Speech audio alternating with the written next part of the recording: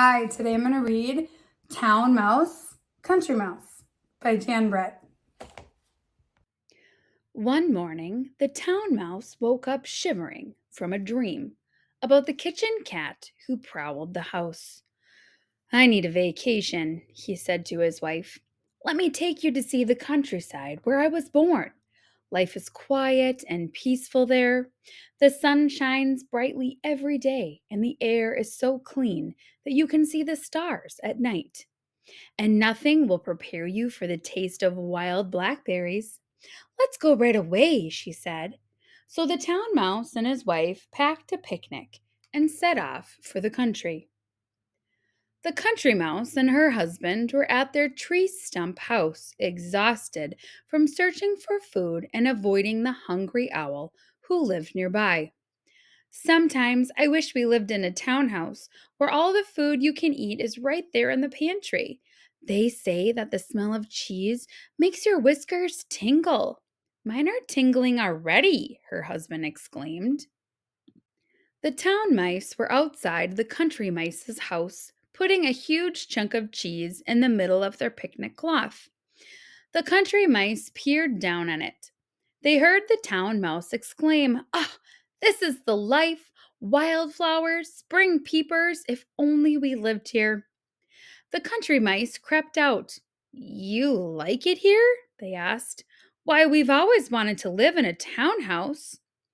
The town mouse offered them a nibble of cheese. "Why don't we trade houses?" he said. "Would you?" asked the country mouse, her mouth stuffed full of delicious cheese. "We'll leave right away," she said. As they said goodbye, each of the mice thought that they had the better part of the bargain. It was dark when the country mice arrived in town and found the house. They tiptoed inside and wandered into the sewing room, where they found what they thought was a sumptuous bed and fell sound asleep. Much too early the next morning, a loud clanging woke them up. Sooty clouds of smoke were pouring over them, and they heard a strange voice purring loudly. "Sauces and ham, it's hungry I am. Sauces and ham, it's hungry I am. Mice in my stew, wait till I catch you." "Who do you think that is?" the country mouse asked his wife. The town mouse and his wife were up with the birds, ready to gather wild blackberries in the grassy meadow for breakfast. They could smell them, they just couldn't find them. As the town mouse's wife turned to remind her husband to remember the way home, she felt a large wet drop on her head. "What was that?" she asked. "Is the bathtub leaking?" "No, we're in the country now," he said. "Those are raindrops." Just then, lightning lit up the sky and rain poured down as the two drenched mice ran wildly for their tree stump home.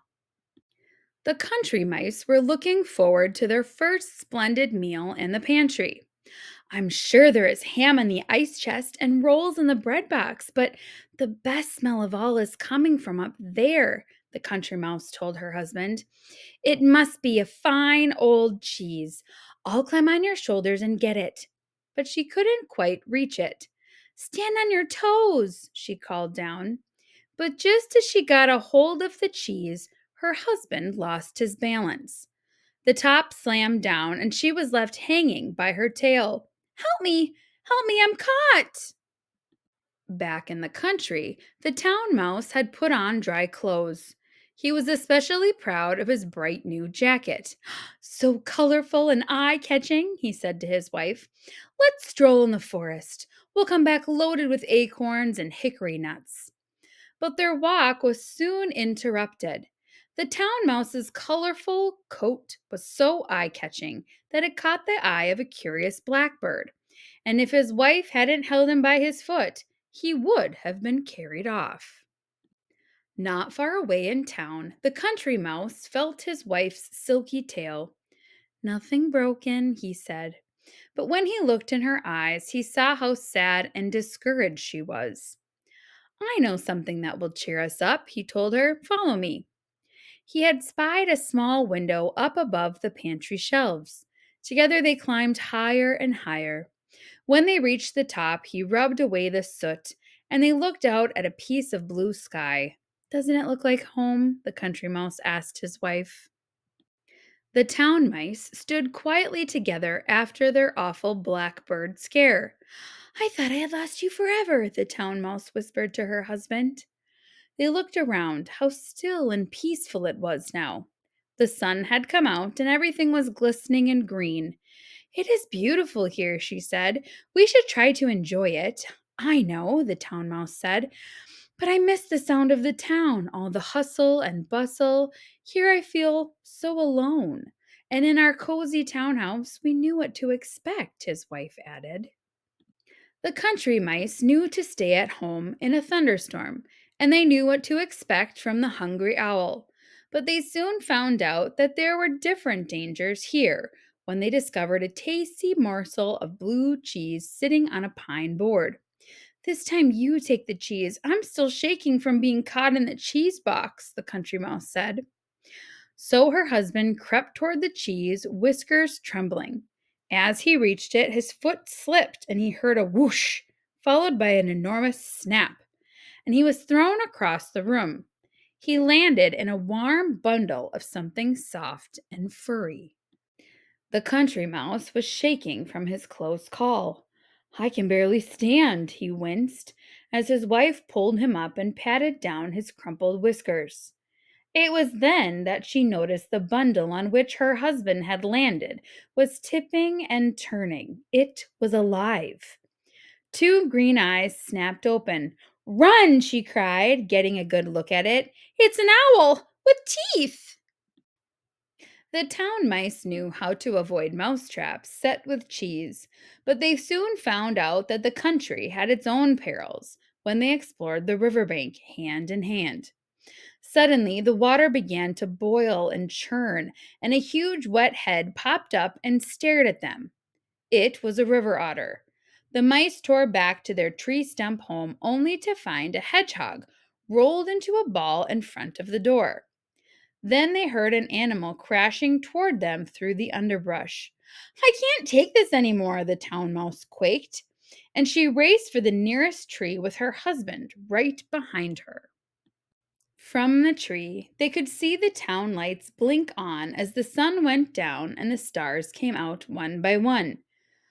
What shall we do? The town mouse asked his wife. But before she could answer, she saw a pair of glowering eyes right beside them, and they were face to face with the most terrifying creature of all. A cat with wings! Shrieked the town mouse. That's it for me, his wife cried. And they ran down the tree and toward the town as fast as their legs could take them.